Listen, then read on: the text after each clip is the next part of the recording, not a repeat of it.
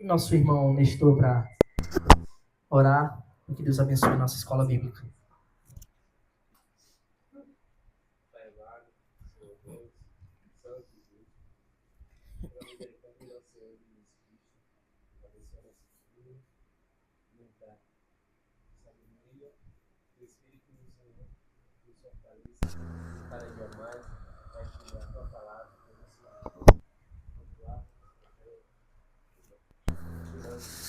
Gravamos todos os nossos corações, para nossa oração, nossa palavra, nosso pensar, Senhor, a tua palavra, Senhor, a tua coisa. Obrigado, Senhor. Abençoa nosso filho, nosso cachorro. Obrigado por Amém. Amém. Irmãos, nós estamos dando continuidade ao nosso estudo na nossa escola bíblica sobre a família cristã, ainda debaixo do tema, né, o que as escrituras nos dizem sobre o divórcio, tá? E como nos prevenir desse terrível mal, né? Nós já vimos, assim, alguns pontos importantíssimos e cruciais sobre o casamento. Nós vimos quem instituiu o casamento, que foi Deus, ainda no Éden. Nós vimos qual o padrão do casamento que Deus instituiu, homem e mulher. Nós vimos sobre os filhos, né? Sobre como o Senhor deu uma ordem, né, de crescer e multiplicar, encher a terra, tá? E como há uma tendência pecaminosa em nossos dias dos casais não quererem ter filhos, tá?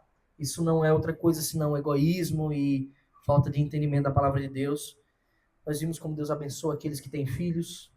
Mas uma coisa foi dita nos primeiros estudos sobre o padrão que Deus coloca os seus servos. Quando ele cria o mundo, ele dá algumas ordens. São princípios que podem ser aplicados a todas as áreas. Nós estamos aplicando aqui no conceito da família cristã, tá? E esse princípio é que Deus, ao colocar o homem no jardim, quando criou o homem, ele disse o quê? Foi o que Deus disse para Adão quando ele colocou ele no jardim? Falou outra coisa sobre o jardim propriamente dita, sobre o trabalho.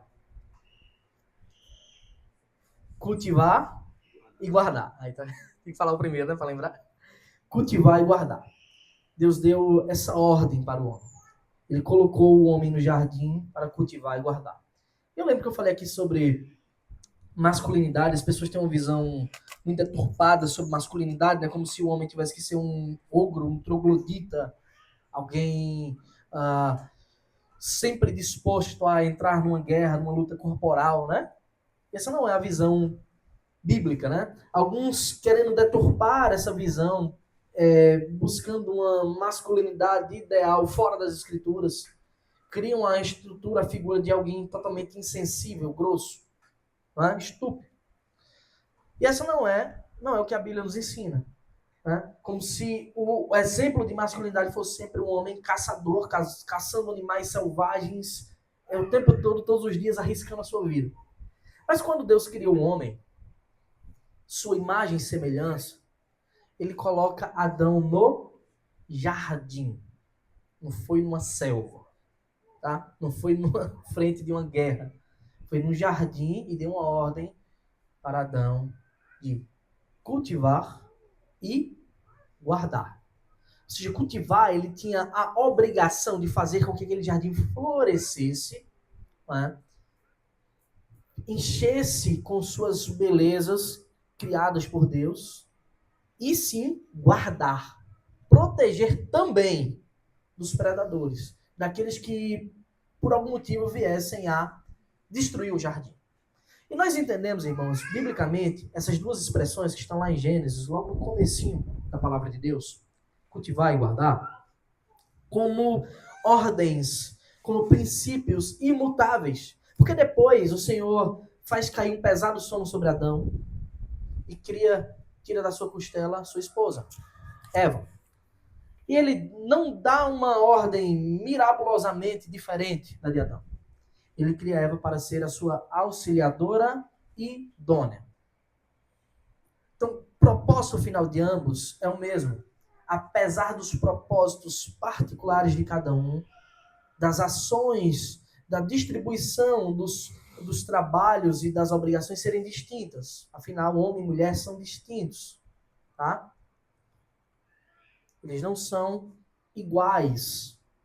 O que há na Escritura é um complementarismo. Eles são complementares, não iguais. Portanto, há princípios para o homem, para a mulher, apesar de que a razão última, o objetivo último final seja o mesmo. Cultivar e guardar, glorificar a Deus acima de tudo e alegrar-se nele para sempre, como diz a maioria das primeiras perguntas dos catecismos reformados. Isso não é diferente para o casamento.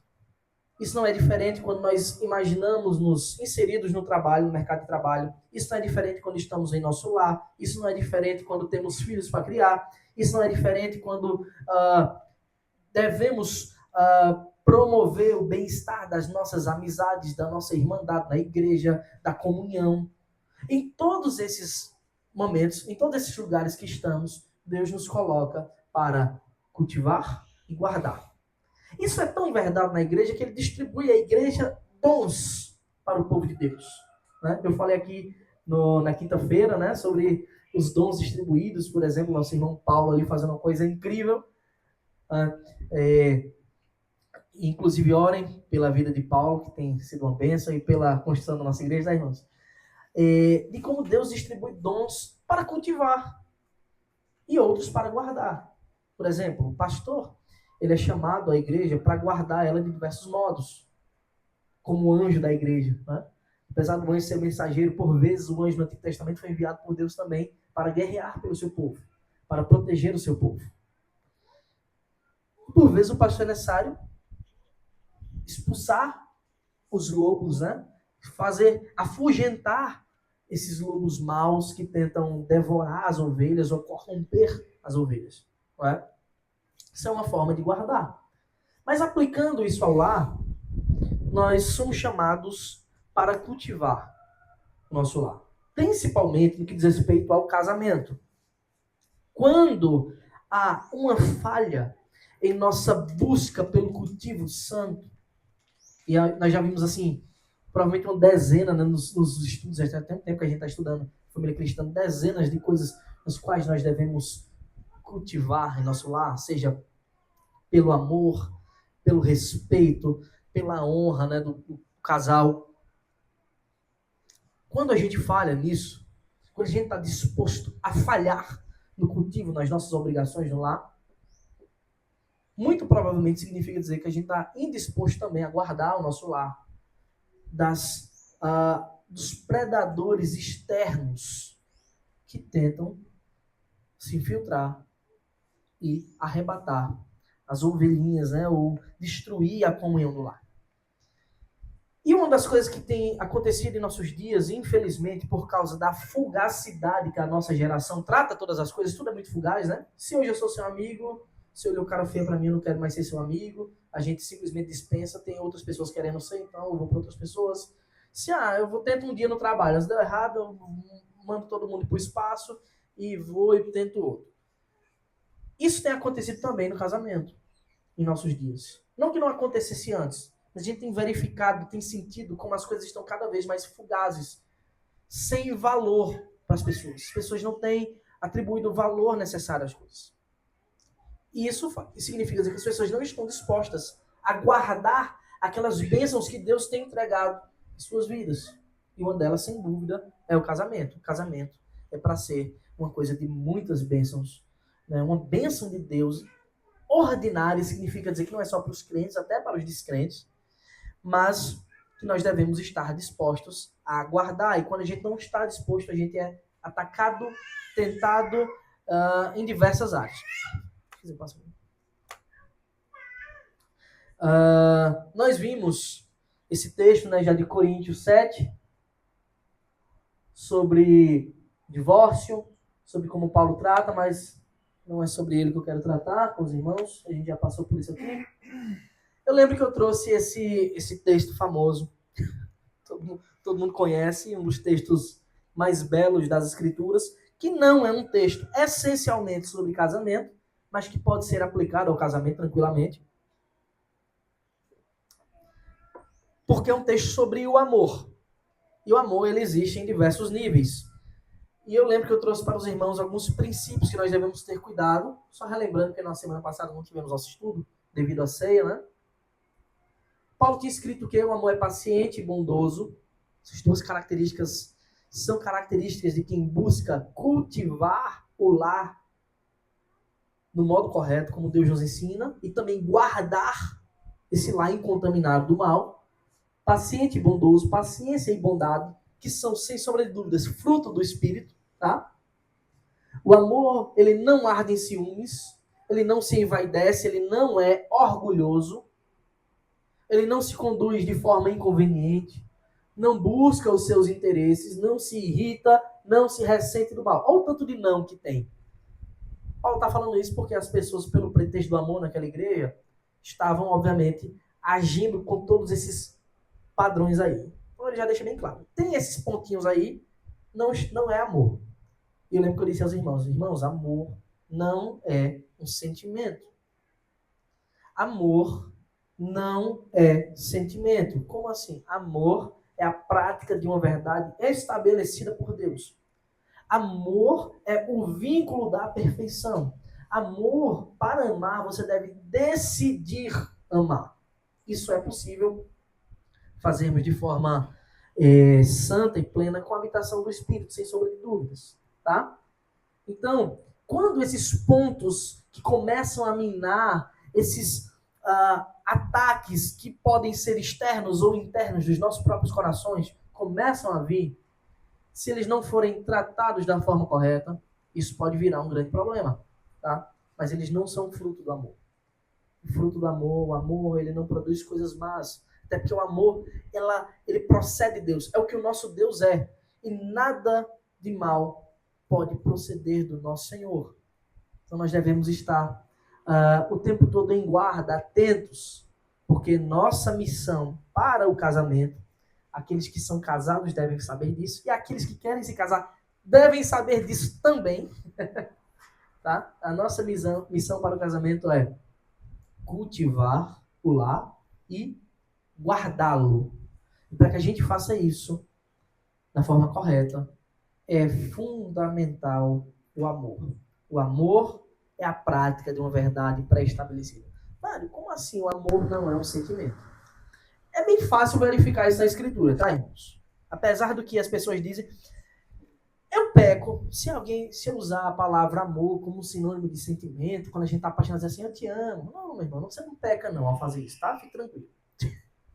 Mas você tem que ter a consciência, né? Olha lá pros apaixonados, né, Henrique? Mas a gente mas a gente tem que ter a consciência correta do que é o amor, para que a gente não peque, para que a gente viva da forma correta. A Escritura nos aponta que o resumo da lei, Cristo nos aponta o resumo da lei como amar. Está lá os 10 mandamentos.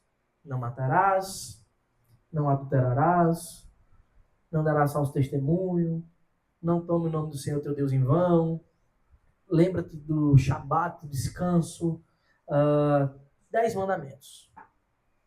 Quando Cristo vai resumir, na verdade Cristo pergunta, né, qual o principal dos mandamentos, os fariseus, e ele dá a resposta correta.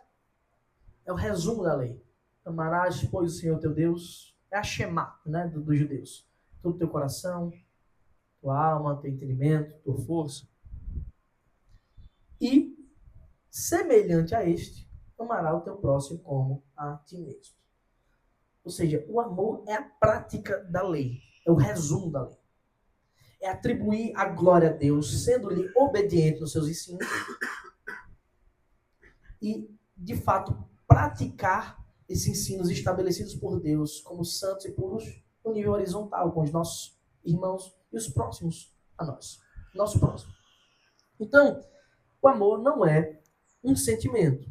Portanto, a gente deve estar atento à palavra de Deus para que a gente viva o amor como ele deve ser. A Escritura nos aponta que o amor é o vínculo da perfeição. O amor procede de Deus. E a gente só pode amar porque Deus é amor. E aí nós lemos, o amor ele não se alegra com a injustiça. A injustiça é justamente a deturpação da lei. É incompatível amar e ser injusto. Mas se alegra com a verdade. É a mesma verdade que procede de Deus. O amor tudo sofre, tudo crê, tudo espera, tudo suporta. Eu não gosto muito dessas palavrinhas que o povo usa hoje em dia, não, porque o povo gosta de pega uma palavra e fica repetindo ela, né? Aí fica enjoativo, né? Mas a gente pode resumir essa última frase dizendo assim que o amor perfeito ele é resiliente. Tá? Eu não gosto muito dessa palavra, eu acho que usou tanto que ele desgastou, né, na nossa mente e o povo usa para qualquer coisa. O amor é resiliente, ele tudo sofre, tudo crê, tudo espera, tudo suporta, porque ele procede de Deus e foi exatamente assim que a gente agiu contra o nosso Criador. Afrontando em todas as áreas, pecando, odiando, fazendo mal. Mas Deus nos amou de tal maneira, e a seu amor foi uma ação prática para conosco, incondicional, a ponto de enviar o seu filho. Observe como o amor é incondicional, como o amor não é um sentimento. Deus decidiu nos amar antes da fundação do mundo, não levando em conta os nossos pecados, mas amando apesar deles, enviou Cristo para nos purificar, para morrer em nosso lugar. E a gente lê, vocês leram hoje aqui, como foi esse amor, como ele é prático de tal maneira, como ele é paciente e bondoso de tal maneira que Cristo esvaziou-se da sua glória, mesmo sendo Deus, não usou por usurpação ser igual a Deus, antes esvaziou-se, assumindo a forma de servo e morrendo a morte de cruz em nosso lugar. E é baseado nesse amor que nós devemos viver em todas as áreas e praticar o cultivo e a guarda onde Deus nos colocar. Nosso objeto de estudo aqui, o casamento, tá? Então, é verdade que no casamento existem conflitos, muitos, mas nós devemos estar dispostos a amar verdadeiramente e não deixar que eles destruam, né? Se destruam pela nossa maldade, pelo nosso pecado. Então, a gente viu esses pontos, né? São coisas práticas que a gente deve ter em nosso lar. Fiquem irados e não pequem. A ira, ela vai acontecer eventualmente porque somos pecadores, né? E um casal, duas pessoas juntas, dois pecadores com disposições diferentes, mentes diferentes, é um prato cheio para o conflito se não estivermos vigiando, atentos para não pecarmos, não é? A gente tem ordens claras. Sejam bondosos e compassivos, pacientes, perdoadores, respondam brandamente para desviar o furor. O sábio se domina. Veja, todas essas coisas apontam para frutos do Espírito. Sabedoria, bondade, humildade, mansidão, domínio próprio, compaixão. Então, sempre que a gente pensar, irmãos, em vivermos como cristãos em toda e qualquer área que nós fomos colocados, nós devemos lembrar que hoje nós somos guiados pelo Espírito Santo. E em toda e qualquer circunstância devemos apresentar o fruto, não só mas o fruto do Espírito, que tem todas essas virtudes: amor, bondade, sabedoria, compaixão, paciência, tá? Domínio próprio, para que a gente não viva de forma tola, mas santa. Então, até aí a gente viu tudo isso, né? Essa é a parte de fato que a gente não passou. O casamento, ele carrega relações íntimas que devem ser cultivadas com pureza. Então, essa parte a gente ainda não tinha falado, tá? E de forma muito simples, irmãos. A gente não precisa ter a vergonha, né, o pudor no sentido errado da coisa, de falar de temas que são delicados, mas devemos falar isso com santidade. Aqui está boa parte das tentações de um casal, tá? E essa é uma área que todos os cristãos devem estar alertas, atentos para isso. As questões de relações íntimas. Essas são extremamente importantes. Primeiro, o autor aos Hebreus, ele traz essa verdade importantíssima que nós devemos ter consciência estar atentos a isso, para que a gente não pegue. Tá? Eu imagino que a partir daqui um monte de pergunta vai surgir. Se não surgir também não tem problema não, mas se surgir, os irmãos podem ficar à vontade, tá? A BD pode compartilhar aí, perguntar. Volta aos Hebreus diz o seguinte: digno de honra entre todos seja o matrimônio. Ou seja, o casamento é uma coisa para ser honrada. É uma bênção de Deus e esse é o plano natural de Deus para os seus. Tá? Não são todos que foram chamados e receberam o dom do celibato, de não querer se casar. Aqueles que receberam, que quiserem assumir o celibato, não tem problema. Tá? Mas é uma coisa a ser honrada entre todos, o matrimônio. O casamento é uma coisa a ser honrada, mas não só isso. Bem como o leito conjugal sem mácula. Aqui sim está um ponto extremamente importante que a gente deve analisar. Uma coisa que é digna de honra é o leito conjugal. O que é o leito conjugal? Em outras palavras, irmãos, é a cama do casal. Tá? Onde eles têm as suas relações. Onde eles fazem aquilo que é próprio para o casamento. Que por séculos o catolicismo romano tentou pintar como sendo uma coisa pecaminosa. Quem nunca ouviu aquele dizerzinho, o Alta Compadecida, Lisbela, não sei, né? Deus fez, algum desses filmes brasileiros, Deus fez a mulher e o homem e o diabo juntou os dois. Não tem nada a ver com isso, tá? Quem juntou os dois foi Deus. E deu esta bênção que é o casamento e as relações íntimas, tá? Então, o leito conjugal sem mácula é o propósito de Deus para o casamento. Que o casal tenha relações puras. Aqui tem vários níveis que a gente pode mergulhar nisso. Eu trouxe aqui de forma superficial, se alguém quiser perguntar alguma coisa, fica à vontade. Por quê? O autor aos Hebreus traz uma verdade importantíssima. Deus julgará os impuros e os adúlteros. Olha que 2 pontos são levantados aqui sobre o juízo de Deus. Impuros e adúlteros. 2. Lembre-se, irmãos, a gente não pode pegar isso aqui como sendo a única verdade. Nosso Deus também é o Deus que perdoa, tá? Então sempre há oportunidade para o perdão, para que a gente se arrependa. Mas observe esses 2 pontos, impureza e adultério. Ele fala do leito conjugal sem mácula, que é uma coisa digna de honra. Mas não é só sobre o adultério que está escrito aqui. O adultério é veementemente condenado nas Escrituras como pecado. Deus perdoa? Sim. É necessário o arrependimento verdadeiro, o perdão, para que a gente viva para a glória de Deus em todas as áreas. Mas não é só o adultério. É necessário que os filhos de Deus sejam puros. Que o seu leito conjugal seja sem mácula. E aí, o que é que significa isso? Alguém arrisca a dizer aí?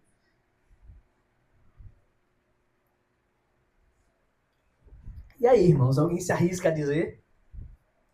Você vai fazer a pergunta de novo? O que é que significaria um leito conjugal puro, sem mácula? Além do divórcio. Não estou mais falando do divórcio, das traições. Porque ele não está, o autor aos Hebreus não está falando apenas das traições, mas também de um leito conjugal sem mácula, no sentido das impurezas. É que existem tipos de relações que são impuras. Eu ia falar isso mesmo. Que Deus não aprova. Verdade. E que os filhos de Deus não devem viver com esse tipo de relação. Tá, irmãos? Aqui o negócio fica extremamente nebuloso, né? Porque você vai ler 10 autores, perguntar para 10 pastores diferentes, todos eles estudados, e cada um vai ter uma opinião diferente. Mas, o que foi, irmãos? Querem fazer pergunta? Não, né? Então aí, fiquem à vontade, tá? Mas, irmãos, sempre que a gente tiver uma questão como essa, o que seria um leito sem mácula no sentido da pureza? Né? Eu poderia falar coisas que são impuras naturalmente e a gente deve se furtar delas e não fazer de modo nenhum. Por exemplo, pornografia é algo que é totalmente impuro, antibíblico, pecaminoso, imoral, na qual o crente não deve estar disposto a consumir, muito menos fazer. Mas a gente também tem que estar atento que existem alguns níveis de pornografia que são chamados hoje de pornografia sutil, que muito crente consome e não sabe. Né? Por exemplo, as redes sociais estão repletas de pornografia sutil, ainda que não tenham a pornografia explícita. Né? Você tem mulheres seminuas, homens seminus, com seus trajes de banho indecentes e imorais, e por vezes As pessoas gostam de seguir e curtir esse tipo de conteúdo, né? E ficar muito tempo observando. Isso não é diferente não, irmãos. Isso é pornografia sutil. O fato de você não estar vendo duas pessoas tendo relação, mas estar se deleitando do mesmo jeito no corpo que não pertence a você, que não é seu, que não é do seu cônjuge, configura-se o mesmo pecado. Então nós devemos ter muito cuidado com isso, sabendo que o nosso Deus não julga pela aparência. Vocês lembram quando Jesus é posto, alguém pergunta a Jesus sobre esse tema e ele fala lá no Sermão do Monte? Ouviste o que disseram os antigos? Não adulterarás, né? Não tomem a mulher do teu próximo, né? Jesus diz, aquele que cobiçar, aquele que olhar com olhar impuro, esse já pecou.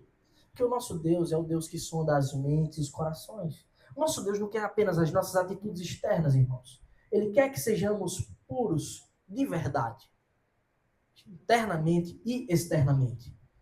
Não apenas como os fariseus que conseguiam viver uma hipocrisia, conseguiam atuar e ter uma capa de pureza, mas o coração era totalmente puro. Nosso Deus conhece os nossos corações, Ele quer que sejamos puros de verdade. E essa, sem dúvida, talvez seja a maior luta, ser puro internamente para um crente. Ser puro externamente é fácil. Comparado a ser internamente é fácil. Fingir é muito fácil. Mas o nosso Deus quer o nosso coração. Ele quer a nossa mente. A nossa oração constante deve ser que o Senhor leve cativa a nossa mente para Ele. A nossa mente esteja aprisionada em suas cordas santas de amor. Não no pecado. Não na impureza. E nós vivemos uma sociedade que, apesar, a gente falou sobre perseguição, não foi na pregação? Apesar de não sermos perseguidos até a morte, somos alvos de tentações em nível que o povo do passado talvez não tinha. Nossa geração anda seminua na rua. Às vezes a gente vê a pornografia não é apenas na rede social, a gente vê aqui ao andar pelas praças, as pessoas seminuas. Nas academias nem se fala. É como se tivesse uma licença poética para praticar a indecência publicamente. E é evidente que nós somos chamados para não mergulhar nisso. Veja como um tema puxa o outro, né, irmãos? Porque isso diz respeito direto ao nosso casamento. Quando a gente começa a ser atraído visualmente por essas coisas, nosso casamento tende a ser extremamente desgastado nessa área da pureza do leito. Deus requer de nós a honra de um leito sem mácula. Vocês estão entendendo o que eu estou dizendo? Alguém quer perguntar alguma coisa? Tá claro, irmãos? Alguém quer tirar alguma dúvida? Eu estou tentando ser o mais claro possível. Uma coisa que eu acho bem esquisita na sociedade de hoje é a... Não é pergunta, não. É praia, né? Praia. É como se tivesse... Tô na praia, eu tenho uma licença para estar nu, né? As pessoas acham, irmãos, não é normal. O fato de nós nascermos inseridos na cultura que pratica isso, e eu faço um convite a vocês, eu não vou falar agora para não correr o risco de trazer uma informação fora do contexto, mas pesquise sobre como surgiram os biquínis, a história dos biquínis, pesquise. É fácil achar na internet. A gente nasceu nessa cultura, e o fato de a gente ter nascido inserido na cultura faz com que a gente perceba as coisas ao nosso redor como normal, mas não são. Por exemplo, nos nossos dias hoje é normal o divórcio. O divórcio é uma coisa normal. Acontece tanto que a gente acha normal. A Bíblia não trata assim. Isso não é uma coisa normal. Coisa errada. Coisa que Deus não aprova. Mas como a gente está inserido numa cultura que isso acontece diariamente, a gente passa a achar normal. O adultério, a homossexualidade, é normal. Não é, irmãos. A gente não pode aprovar. Eu não estou falando que a gente tem que atacar ninguém quanto a isso. Mas nós não podemos aprovar nem comungar destas coisas. Vocês entendem? Não é um fato que acontece muito. Por isso que a nossa vida, o nosso coração deve estar firmado na palavra de Deus. Para que a gente não tenda a entrar nessas coisas e sermos enredados por esse sistema maligno, pecaminoso. Isso é também o conceito da marca da besta. assumir os padrões do mundo como nosso. Experimente começar a declarar: biquíni é uma coisa pecaminosa, homem usar sunga é ridículo, é pecaminoso. Experimente fazer isso. Para ver quantas pessoas vão lhe chamar de retrógrado, de uma pessoa terrível, de alguém mau, de alguém bitolado, fechado na verdade, como alguém que nunca estudou, como uma topeira humana. Nós devemos honrar aquele que de fato merece honra, que é Deus em tudo. Isso não vai nos fazer, por vezes, ter que tomar decisões de coisas que para a gente é normal. E não mais fazermos. Então, alguém quer falar alguma coisa? Henrique, Não, é porque eu vi um vídeo até de um pastor reformado falando sobre isso, né? Questão do biquíni, das vestimentas, né? Coisa que a gente vai aprendendo, né? Conforme a pessoa é cristã, ela aprende a se portar de maneira diferente no mundo, né? Questão de praia, vestimenta e tal, tudo. Só que o negócio de praia tem outro negócio, né? Por exemplo, assim, é um ambiente que naturalmente vai ter muitas pessoas que não são cristãs, né? Aí cabe a nós termos o domínio próprio também de, por exemplo, que o cara perguntou, né? Tipo assim, o cara te pergunta, né? Ah, sobre as pessoas enfim, aí ele pegou e falou, se você não consegue ir à praia e não ser um tarado, né? Isso é questão do domínio próprio, né? São duas coisas, né? A questão de como o cara se porta, se Sim. veste Entendi. e como ele enxerga e se porta diante do mundo, perfeito. né? A gente não tem domínio sobre os outros, né? Nem devemos ter sobre o que o outro vai vestir ou deixar de vestir. Né? A gente pode agir nós mesmos, devemos ter a consciência de praticarmos o que é santo. E, obviamente, tomarmos o cuidado, né, de o fato de outras pessoas estarem agindo assim, a praia não se torna pecado, irmãos. Ir para a praia, ir para o mar, não é e nem deve ser. Foi uma bênção de Deus. Deus criou, a gente deve usufruir e desfrutar. Nós podemos fazer isso de forma santa e pura. Nos alegrar com as coisas que Deus faz. Não é? O fato de outras pessoas fazerem errado de forma imoral não significa dizer que nós não devemos fazer. Podemos usar a praia. Devemos, inclusive, e glorificar a Deus nisso. Mas com a consciência, né, de não ficarmos, né, de fato, é difícil. Né? É difícil, mas devemos buscar ao Senhor a sua graça para que Ele nos ajude a não sermos tentados nessa área. Não é? Ou não darmos as oportunidades para sermos tentados nisso. Isso não é só contra a praia, né? Isso é quando alguém vai à academia, quando alguém está andando nas ruas. Né? O tempo todo a gente vive numa sociedade que é imoral, irmãos. Não tem outra palavra não, é extremamente imoral, indecente, tá? No que diz respeito às vestimentas. Tá bem? Me fala.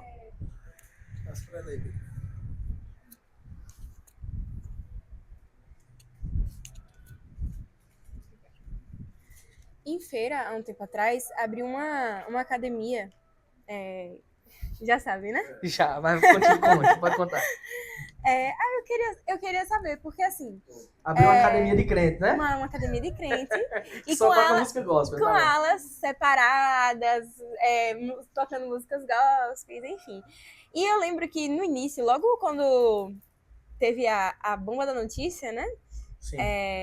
Muitos cristãos, amigos meus da faculdade, eles criticaram bastante a iniciativa da igreja, porque com a pauta de que talvez com essa iniciativa da igreja de criar um ambiente para fazer exercício físico de uma forma que não de fato venha, né, a pecar, como continuamente estamos expostos no mundo, eles diziam muito que essa iniciativa, na verdade, estava fazendo com que a gente se segregasse mais os povos e tivesse, tipo assim, propagando uma ideia de que os cristãos são puros e são os mais puros e que devem estar sempre buscando, tipo assim, se isolar do mundo, né, digamos.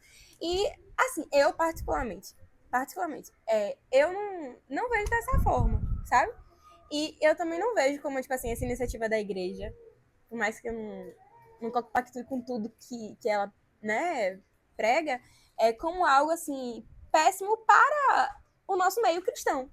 Porque, como você mencionou, nós estamos, sim, de fato, expostos a impurezas no mundo. nós estamos sim, de fato, expostos a imoralidades inúmeras, Sim. em que cabe sim, de fato, o auto-julgamento, sabe, Eu essa entendi própria perfeitamente. condução no mundo e entender que você não vive para si, mas para Cristo. Agora, o que você acha sobre Sobre isso, eu vou dar minha isso? opinião. Olha, eu acho que a gente tem que pensar no seguinte. Nós fomos chamados para viver no mundo caído. Jesus diz lá, né, João 15, não peço que os tires do mundo, mas que os livres do mal. Nós oramos para que o Senhor não nos deixe cair em tentação. Está longe de ser isso, tá? Mas tem uma raiz, podemos dizer assim, essa criação dessa academia para crentes tem uma raiz no sentido monástico, né? A gente isola os crentes do mundo, como se isolar eles prevenisse de pecado. Isso não previne o pecado de ninguém, tá? Porque a gente carrega o pecado, tá? Isso não previne o pecado de ninguém. Criar uma academia onde existem regras de vestimenta é uma coisa boa, excelente. Criar uma academia gospel é bom? Não, é péssimo. Porque isso é só um mercado para usar o nome de Deus, tá? Quem cria não está pensando em quem está usando lá. Quem cria está pensando em quanto vai entrar no bolso. Então, a gente tem que ter cuidado com isso. Para algumas pessoas que conseguem usar isso de uma forma boa, vai ser massa, excelente. Eu, particularmente, tenho uma dificuldade muito grande em usar a questão vai ter só música gospel. Parece que, para mim, está fazendo mais uma vez o nome de Deus em vão, usando para o mercado. Nada impede você que gosta de um rock and roll como eu, quiser fazer seu exercício ouvindo uma coisa bem pesada, ouvir. Ouça seu rock. Alguém gosta de samba, que é um pecado gravíssimo. Ouça seu samba, tô brincando. Agora funk é pecado, tá? Ainda bem que você não falou de sertanejo. No sertanejo. Legião. Mas tô falando de coisa boa. Então, mas para fechar, nós temos que ter o cuidado para não usar o nome do nosso Deus em vão. Nós não fomos chamados para isso. A pessoa que precisa desse artifício, nós devemos criar nossa estratégia para não pecar. Poxa, se você não aguenta mais ir a um ambiente porque está lhe fazendo pecar, é óbvio, não vá. Tranquilo. Não tem problema quanto a isso. Tá? Mas nós temos que ter cuidado para não usar o nome de Deus em vão e querer, como é que eu posso dizer, sacralizar as coisas. Eu criei uma academia sacra, uma academia santa. Isso não existe. Academia, ela tem um objetivo. Tá? O que eu tenho que fazer é ter a minha consciência, adorar a Deus com fidelidade, a ponto de não me posicionar como o mundo. Tá bem? Então a questão é dos objetivos para com isso. Se a pessoa consegue ir tranquilo, o crente ele pode ir para diversas academias e fazer os seus exercícios e glorificar a Deus nos seus exercícios, usando da decência cristã, vivendo com pureza e santidade, tá? Então não tem um problema quanto a isso. Nosso problema está no nosso coração. Aquele que tem um coração pecaminoso, se ele for para uma academia no fim do mundo, onde só ele vai malhar, ele vai levar o seu pecado lá, a sua vaidade e as suas imoralidades juntos, entendeu? Ainda que ele esteja coberto, ainda que esteja usando uma burca, vai levar isso. Então é sobre isso. A nossa mudança é interna, não é externa. A gente apresenta isso externamente, mas antes de tudo, nossa mudança é interna. Então eu acho que isso é uma coisa péssima para o evangelho. É péssimo porque é mais um mercado que é criado, é mais uma vez o nome de Cristo sendo vilipendiado, vituperado, xingado mundo afora, como de um povo que não consegue viver em sociedade, como um povo que se acha superior nesse aspecto também, tá? Eu penso nesse aspecto. E o nome de Cristo sendo usado nas músicas, né? Você tirar a música que é para um propósito de glorificar a Deus e usar apenas para o entretenimento, tá? Eu acho estranho também esse conceito. Isso acontece porque a gente vem carregando vários conceitos no meio evangélico, no meio cristão, que são deturpados. Como, por exemplo, crente só pode ouvir música gospel. E tá onde escrito isso? Os primeiros músicos estão lá na escritura, né? capítulo 4, a música surge da descendência de Caim. Os primeiros a tocar instrumentos musicais. Esferas de soberanias diferentes. Nós devemos ter cuidado para que a gente não caia nesse erro. Né? Existem músicas que são totalmente profanas, o cristão não deve chegar perto, sem sombra de dúvidas. Né? Mas não é porque a música não tem conteúdo cristão, gospel, fala de Deus, que a gente não possa consumir. Então são essas coisas que a gente tem que ter cuidado, sabe? Criar um estereótipo de tantos que já tem hoje em dia e a coisa só piorar. Vou falar alguma coisa? Não. A gente ia falar alguma coisa ainda, não? E não? Ah, tá, persegui.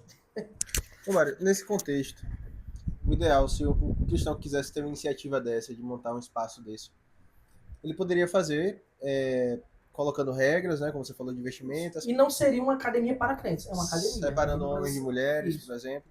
Então existe essa... Se existem alguns exercícios que a pessoa precisa ficar em alguma posição estranha, esses exercícios bem próprios para mulher, só para homem, tranquilamente. E também mesmo tendo sido uma iniciativa com um intuito errado, né? Mas cristãos verdadeiros podem usufruir desse benefício. Não vai estar pecando por aderir a essa academia, não. Entendi. Eu acho que nessa regra toda a cada vez. Oi? Eu acho que nessa regra. Sim, mas como a gente vive num mundo caído, não é, né? Não é, infelizmente. E a gente tem aqui coisas esdrúxulas. Mas a gente saiu bastante do nosso tema, né?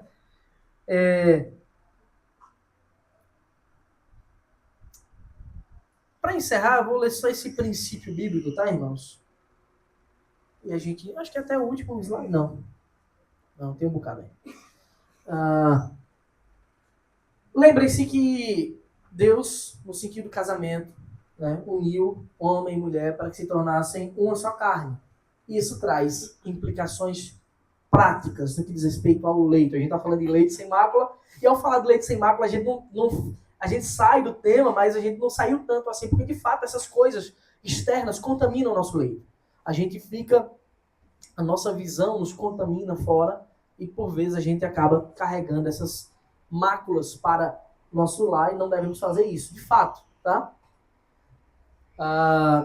Mas Paulo diz o seguinte, 1 Coríntios 7, de 3 a 5, que o marido conceda à esposa o que lhe é devido, e também de igual modo a esposa ao seu marido. Agora observe isso aí, isso aqui deixa um monte de gente oriçada de raiva, né? Mas é palavra inspirada de Deus, tá, irmãos? Então não se irem contra o Senhor, obedeçam ele com fidelidade. A esposa não tem poder sobre o seu próprio corpo, e sim o marido. Então, quando você casa, saiba-se disso. Você está se entregando ao seu marido. Seu corpo não é seu, agora é dele. Calma aí, maridos. O contrário é verdade também. E também, de igual modo, o marido não tem poder sobre o seu próprio corpo. E sim, a esposa. Um é do outro. Sabe o que significa isso, irmãos? Uma das coisas mais pecaminosas, mais terríveis e que mais pode destruir um casamento é uma coisa que os crentes têm feito. Chamada-se de greve de sexo. Isso é uma coisa absurda. Pecaminosa. Não deve haver. De nenhuma parte. Não fez o que eu queria, agora também a gente não vai ter mais... Isso é macular, isso é deixar o leito maculado. Isso é quebrar esse princípio que a gente acabou de ler. Ó. É mais uma forma, não é só quando a gente traz uma coisa impura, é quando a gente não faz as obrigações que deveriam ser feitas. Infelizmente, a gente tem que chegar ao ponto de dizer isso na escola bíblica, porque os crentes estão falhando no básico, no óbvio do casamento. Quem foi que perguntou? Deixa eu falar. Tem outras formas, tirando o contexto sexual, de domínio do corpo da mulher que o homem tem, então, e a mulher também tem. Vice-versa, tem No outras sentido formas. de vestimenta, no sentido de comportamento. Como é isso? Qual é o limite, entendeu? Para isso. Você fala, qual o limite bíblico para isso? O limite bíblico é o amor. É não ferir o padrão do amor, da santidade, da pureza. Por exemplo, o homem é o sacerdote do lar. A mulher está vestida, supondo, fazendo suposição, de um modo indecente. O marido tem direito de dizer, essa roupa não, está indecente. Tem todo direito. Todo direito. Igualmente a mulher, ao marido, está indecente, querendo mostrar o físico, os músculos, talvez que nem tenha, por algum motivo, o nome de ser comportamento lascivo, a mulher tem direito de dizer assim, está indecente. Tem o direito, claro. Tá? Lembra, quando a gente fala desse padrão, é o padrão santo de um casal que serve a Deus. Né? Então isso nunca é para ser uma coisa desgastante, mas santa, firmada na pureza, na santidade que procede do nosso Deus, do amor de Deus. Assim como seu marido dissesse, se agora para levar só uma boca, seria impiedoso. Seria impiedoso. Por ser desconfortável, por não ser uma coisa que a palavra de Deus... Agora, o limite é o bom senso. Esse texto aí tem mais santo que o homem. E eu acho que... Ah, Acho que os também dois. acho que não. Assim, na verdade, o texto não é sobre sofrer, né? O texto é um princípio positivo de Deus, que é para o bem. Né? O sofrer acontece quando há desobediência, né? Depende, né? Viu? Eu quero explicar mais sobre isso aí. Por quê, Lucas? Isso Ah, é- entendi, peraí. Vamos lá. Não, irmãos, para que a gente não perca o foco, nem saia da pureza que nós... Não se privem um ao outro. Você está falando essa parte de baixo, né? Ah, tá. De fato, historicamente, o que a gente tem observado, isso é um... Eu não vou dar um dado aqui, tá? Estatístico. Mas o que a gente tem observado, que o que acontece, a ponto até disso aqui virar piada no meio, não só cristão, mas no meio ímpio, tá? O que acontece é que, de fato, as mulheres usam muito mais a questão, né, das relações como uma troca, como uma barganha no lar. Ou você faz o que eu quero, ou faz o que eu pedi, ou não temos relações íntimas. Isso é totalmente impiedoso. E, de forma prática, a gente tem visto, verificado, que isso acontece muito mais mesmo no lado feminino, tá? Mas a verdade bíblica é para ambos. Não se privem um ao outro, a não ser por mútuo consentimento, por algum tempo, para se dedicarem à oração. Alguma questão aqui, tão somente de uma espécie de jejum mútuo consensual para a busca e o crescimento espiritual em alguma área, tá bem? Depois, olha a ordem clara e direta, retomem a vida conjugal para que Satanás não tente vocês por não terem domínio próprio. É muito sério isso, porque quando há essa rejeição, o que acontece é que a segunda parte, que está sendo privada, é tentada pelo diabo. E olha que o diabo é astuto, irmãos. Sabe o que é isso aqui? É quando a gente não cumpre o papel que Deus nos deu de cultivar e guardar o lar. Olha o princípio aqui. Quando não há o cultivo e a guarda, o diabo se aproveita, porque ele está em derredor. Tá bem? Acho que é tão claro isso aqui, não tem como não entender. Tá? Analisando a ótica pura da Escritura, da santidade do nosso Deus, do amor do nosso Deus, não tem como a gente interpretar isso de forma errada. Tá bem, irmãos? Alguém quer perguntar alguma coisa? Já extrapolamos a hora um bocado. Perguntar, Gabriel? Mas alguém quer perguntar, irmãos? Trazer alguma contribuição? Quer, Luane? Perguntar? Henrique, quer perguntar? Ô, Mário, no caso maior de mulher na praia, seria pecado? Irmãos, qualquer coisa que mostre o que não deve ser visto para além do marido ou da esposa é pecado. Bem óbvio, é o conceito básico da palavra de Deus. Mostrar o que não devia ser mostrado é pecado. Faz outras pessoas serem tentadas e é um comportamento que a gente pode até ver mais na frente, né? Comportamento lascivo. Que esse desejo, às vezes você não tem um desejo nenhum de ter relação com ninguém, mas é o desejo de se mostrar e se sentir querido visualmente. Isso é pecaminoso e diabólico. Deixa eu falar mesmo. É porque, tipo assim, o negócio de quem é crente é se resguardar mesmo, né? É de se Que agonia é essa de querer mostrar o que não deve? Não, então, é tipo assim, tipo assim, não tem mais nem menos, né? É porque, tipo assim, a gente fica pensando muito, né? Não querer. Fica pensando muito, sim. É simples, é puro. Tipo assim, Quando mas. lê a Bíblia, não tem como. Você consegue imaginar Homem, esse cabo, esse cabo. as mulheres puras que andavam com Cristo de maiô? Deixa eu falar. Vocês conseguem. Irmãos, atenção, viu?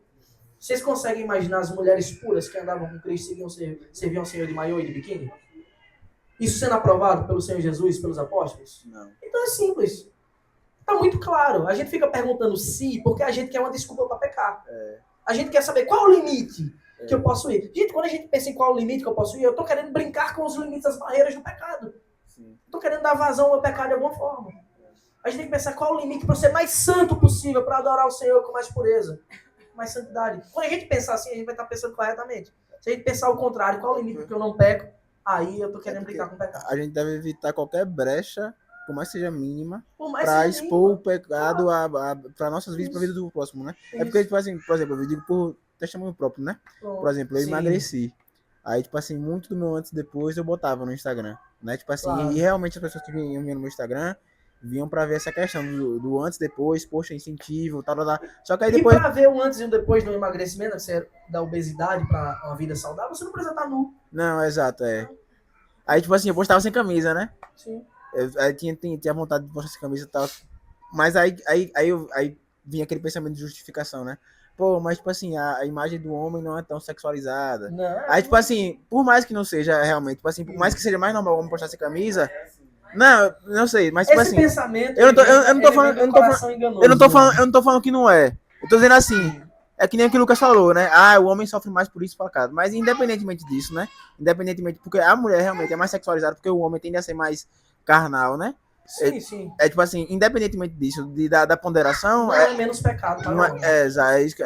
entendeu? Aí, tipo assim, aí quando você vê que, tipo assim, por exemplo, eu tô postando isso depois, as pessoas vão se influenciar. Mas tem pessoas que podem lhe ver com lascívia. Aí, tipo assim, vai, então eu vou evitar. Porque eu tenho que me resguardar, porque, tipo assim, isso aqui tem que ser pra uma pessoa específica e acabou, Isso. e ponto final, sem vírgula, nem ponto, nem nada. Assim como a sua saúde, emagrecimento e testemunho que você dá de que passou por isso e Deus lhe deu força para superar, deve ser usado para a glória de Deus e jamais para o pecado. Para usar a regata cavadora. Ele que me deu. Vamos orar, irmãos, vamos orar. Coloca aí, velho.